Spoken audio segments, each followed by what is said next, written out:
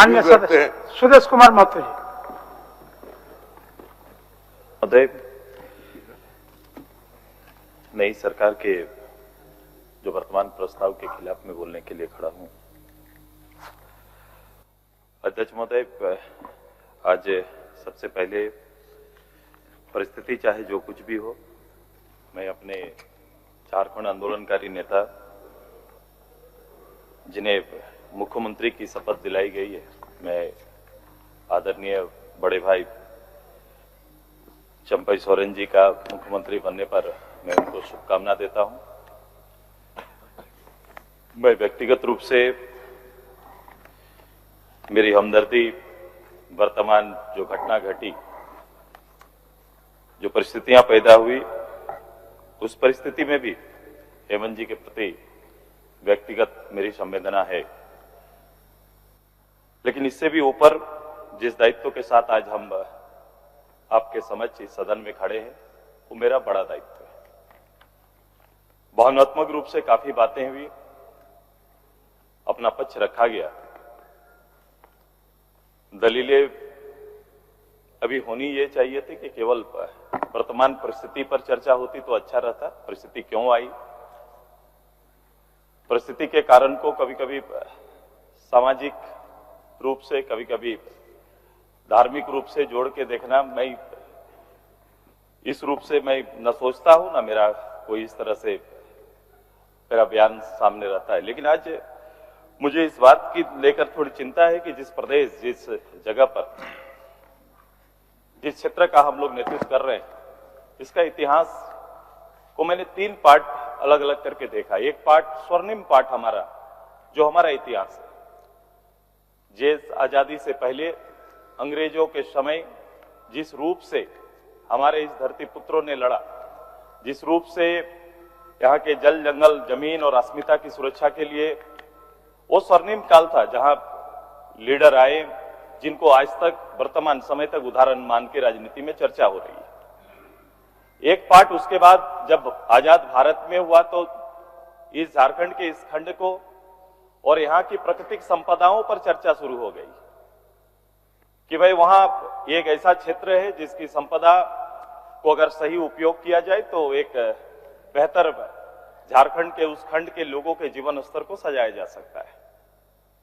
तीसरा काल एक बड़े आंदोलन के बाद इस राज्य का आया, इस राज्य का गठन हुआ और आप प्रत्यक्ष रूप से मुझे इस बात को बोलते हुए मैं बड़ा गर्व महसूस करता हूं कि आप भी अध्यक्ष एक झारखंड आंदोलनकारी रहे।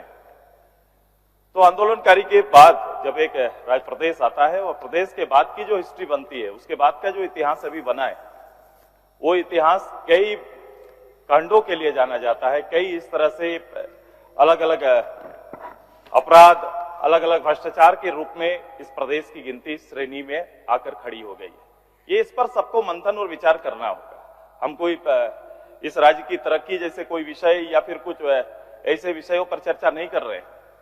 मैं भावनात्मक, अभी पूर्व मुख्यमंत्री जी का भावनात्मक बयान सुन रहा था और मुझे इसमें भी इस बात को, आंदोलनकारी परिवार के से आने वाले उनके पुत्र सही आंदोलन में कभी प्रत्यक्ष रूप से आए नहीं, लेकिन कम से कम उस परिवेश में जीने का, आगे बढ़ने का इनके लिए बहुत अवसर था। मुख्यमंत्री के रूप में आते हैं और ये बात चर्चा हो रही है कि ऐसा कर दिया गया, किसी दल ने उनको फंसा दिया। तो उसके लिए उदाहरण है इस प्रदेश के अंदर में। गुरुजी इस प्रदेश से नेतृत्व करते थे और बताओ, जब इस तरह से स्थिति, चिरूडी कांड जैसा कांड उनके ऊपर आरोप लगता है, उस काल में भाजपा पार्टी तो नहीं थी, भाजपा सत्तासीन नहीं थे। 93 का वोट फॉर नोट रिश्वत कांड, उस समय तो भाजपा तो नहीं थी। हमारे पूर्व मुख्यमंत्री मधु कोड़ा जी थे, तो उस समय तो कोई भाजपा की गवर्नमेंट नहीं थी। इसलिए इंकित करके किसी के बारे कि आपके कारण ऐसा हुआ, ऐसा नहीं हो सकता है। ये आरोप कभी भी कहीं पर लग सकते हैं और मैं प्रथम दिन से लोग पूछ रहे थे कि क्या करना चाहिए, एजेंसी के पास जाना चाहिए, अपना पक्ष रखना चाहिए, न्यायालय पर विश्वास करना चाहिए। देश के प्रधानमंत्री भी एजेंसी के सामने 12-12 घंटा रहे हैं, ऐसा थोड़ी है कि नहीं रहे। एक बार नहीं 2 बार तक उनको एजेंसी के सामने जाना पड़ा, अपना पक्ष रखना पड़ा। कांग्रेस पार्टी के जो हेड नेता हैं उनको अपना पक्ष रखना पड़ा है। और ये लोग करते हैं, उसका आदर करते हैं, सम्मान करते हैं। जिस संविधान के दायरे में हम काम कर रहे हैं, अपने अधीनस्थ बनाए हुए एजेंसियों का सम्मान भी तो करना हमारा ही काम है। मैं आज इस सरकार में कार्यों के बारे में चर्चा हुई, मैं उसके पीछे मैं कार्यों की चर्चा नहीं करेंगे। कार्यों का हिसाब जब समय आएगा तो निश्चित रूप से जब जनता के पटल पर जाएंगे तो लोग चर्चा करेंगे, अपनी उपलब्धि लोग बताएंगे। लेकिन मैं ये कहना चाहता हूं कि आज की परिस्थिति और भाव, मैं सारे आरोप को अगर एक किनारे भी कर देते हैं तो सच्चाई यही है कि भी एक बात तो ठीक, मेरे अनुकूल एक चीजें थी। मैं जो सोचता था राज्य के अंदर में कि सरकारी पूरा शासन जनता के बीच में जाए और जवाबदेह शासन हो, ऐसा हर लोग चाहेंगे, पूरा सदन के लोग चाहेंगे। उनका जनता दरबार का कार्यक्रम, पंचायत का कार्यक्रम मैं व्यक्तिगत नहीं छोड़ता था। मेरी कोशिश होती थी, मैं पहले भी गांव की सरकार का बल देता था और मेरी कोशिश होती थी कि मैं वहां जाऊं और वहां लोगों का काम हो जाए और उसमें खुशी होती। लेकिन आप देखेंगे तीसरा बार इस तरह का कार्यक्रम आहूत हुआ, लेकिन पहले 2 कार्यक्रमों का कोई लेखा जोखा नहीं, लोगों के आवेदन का कोई सम्मान नहीं और उसके बारे कोई डाटा नहीं। निष्पादन हो गया। मैंने पूछा एक अधिकारी से, आप लोग लिखते हैं कि निष्पादन हो गया, मैं बोला निष्पादन किसको कहते हैं? उन्होंने कहा कि निष्पादन हम लोग इसको कहते हैं कि आवेदन जितना आया इसको गिन के हम लोग डिस्ट्रिक्ट कार्यालय पहुंचा दिए, ये हमारा काम का निष्पादन हो गया। काम हुआ कि नहीं वो निष्पादन नहीं है। पब्लिक क्या सोचेंगे? निष्पादन ये होना कि आवेदन का काम मेरा हो गया तो निष्पादन माना जाता है और इसी डाटा को निष्पादन मानते हैं। माननीय सदस्य, आपके पीछे और 2 आदमी है, हम लोग काफी लेट चल रहा है, थोड़ा कंक्लूड कर दीजिए। आप थोड़ा सबके साथ व्यवहारिक में मेरे साथ आपके साथ भी हो रहा है। आप थोड़ा सा कभी कभी मैं आपके ऊपर तो बोल ही नहीं सकता है। वो बात नहीं कर रहे हैं, हमको भी वो इच्छा नहीं है, लेकिन आज का परिवेश, आज का समय, सारा चीज हर दिन जब मैं खड़ा हमसे ज्यादा तो ये परिवेश क्यों आ जाता है? अच्छा क्या करिएगा, सब कभी कभी आता है। बड़ा शॉर्ट बेमौसम भी बादल गरजता है, क्या करिए। मैं जो कहना चाह रहा था, मैं बहुत कुछ नहीं, थोड़े से बात रखूंगा।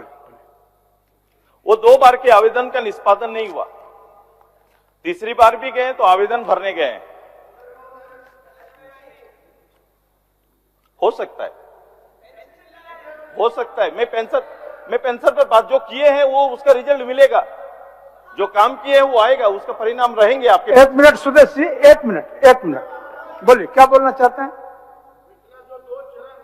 कह रहे हैं हमारे माननीय सदस्य जो बहुत अनुभवी हैं और उप मुख्यमंत्री भी रह चुके हैं, कहाँ का आंकड़ा चाहिए, कहाँ का डाटा चाहिए, किस जिले का, किस विधानसभा का, कि जहां आपकी योजना, आपकी सरकार, आपके द्वार कार्यक्रम हुए और जो जितने भी आवेदन आए उसका निराकरण नहीं हुआ, जनता की समस्याओं का समाधान नहीं हुआ। बता दे अपने विधानसभा का, कितनी विधानसभा का। बोलिए सुदेश जी। अध्यक्ष जी चल बोलिए। मेरे भाई मंत्री भी रहे हैं, वो भी जवाबदेही जिम्मेदारी उनकी भी है। अगर इस तरह से मैं विभागीय चर्चा में बात में आऊंगा, जब विभागीय का चर्चा होता है तो हम लोग आएंगे, उपलब्ध देंगे। लेकिन सच्चाई ये है कि गढ़वा के किसी गांव और किसी पंचायत में चल जाएंगे आज ना, तो वहां भी ये उदाहरण मेरे मंत्री जी को मिल जाएगा, मेरे पूर्व मंत्री जी को मिल जाएगा, ये मिल जाएगा वहां भी। मैं कहने के पीछे का केवल एक सार था इसमें, ये क्यों मैं बोल रहा था कि सारे आरोप मैंने कहा किनारे कर दीजिए, इसके माध्यम से आज जनता का भाव खाली जानिए, जनता किस रूप से देखती है। हमारा सरकार का आईना होता है, उसका सबसे नीचे तबका का पदाधिकारी, कर्मचारी और उसका कार्यालय कि सरकार कैसी चल रही है। जैसे हम लोग तापमान, शरीर का तापमान नस छू के शरीर की गर्मी से पता चलता है कि आपको बुखार है कि नहीं, उसी तरह छोटे कार्यालय में छोटे पदाधिकारी के अंदर चल रहे आचरण को ही आप सरकार का आचरण मानते हैं, यही सच्चाई। आज के दिन में अगर कोई भी कहीं पर, किसी गांव में, किसी क्षेत्र में आम लोग अगर अपनी बात और अपने हक की बात करते हैं तो सरकारी आचरण इस रूप से हो गया है कि वो खड़ा होकर सरकारी पदाधिकारी उसको जवाब देता है कि जहां जाओ जो करो, मेरा कुछ कोई नहीं बिगाड़ सकता है। माने ये हिम्मत के साथ जिनको जो काम करना है, जिनके अधीनस्थ सरकार के जो इशारे सरकार के गाइडलाइन में काम करना है, उनका मन इस कदर बढ़ा हुआ है कि आप जाइए, जहां जाइए वो कह देंगे जाइए, मुख्यमंत्री तक जाइए, जहां जाना है जाइए, मेरा कोई कुछ नहीं बिगाड़ सकता है, क्योंकि हम देकर आए हैं। माने ये वातावरण है, ये वातावरण है। चलिए सुरेश बाबू, अब आप समाप्त करिए। ये वातावरण है, ठीक, चलिए। और इसी वातावरण का ही आज एक माहौल बना है कि आप करना क्या चाहते हैं, आप आगे क्या करना चाहते हैं। देखिए, नीतियां बनाने पर सरकार आई, बहुत बड़ा रोल रहा कि नीति बनेंगी, कि स्थानीय नीति बनेगा, नियोजन नीति बनेगा, विस्थापित नीति बनेगा। 4 साल में नीति तो नहीं बनी। अवसर आया एक कि लोग लंबे समय के बाद एग्जाम के लिए तैयार हुए कि परीक्षाएं आएंगी। आप ही का इसी सरकार में 30 नवंबर 2023 को एक अलग से पेपर लीक होने पर एक कानून बनता है।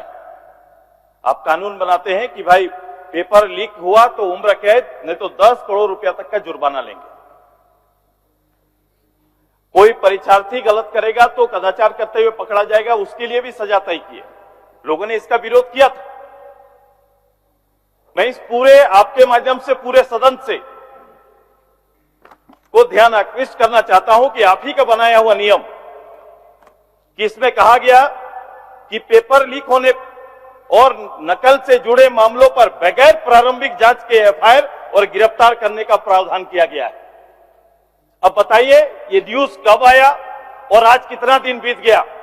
आपकी ईमानदारी इसी में डोल जाती है कि अपने ही खुद बनाए हुए कानून पर एक एक्शन तक नहीं लिए, जबकि इस समय बेरोजगारी सबसे बड़ा मुद्दा इस प्रदेश का है। मैं आदरणीय इस सदन के नेता से आग्रह करेंगे कि दादा और सभी लोग, पूरा सदन समर्थन के साथ, पूरा सदन एक मुश्त होकर सुरेश जी समर्थन के साथ आग्रह करिए, समर्थन के साथ तो अच्छा लगेगा। अगर ये काम आप करिए, ये युवाओं की बात आप से लेकर सभी लोग करते हैं, उनके पक्ष में सभी लोग खड़े होते हैं। आज यहीं पर खड़ा होकर सब लोग एक मत होकर प्रस्ताव, इसकी जांच का प्रस्ताव ले लीजिए, इस पर एक्शन लीजिए, यही आग्रह करना चाहते हैं आपसे। ले लीजिए मुख्यमंत्री जी, ये इतिहास बन जाएगा। अब वरना परंपराओं को लेकर चलने वाले मुख्यमंत्री के रूप में मैं नहीं चाहता आपका परिचय बने।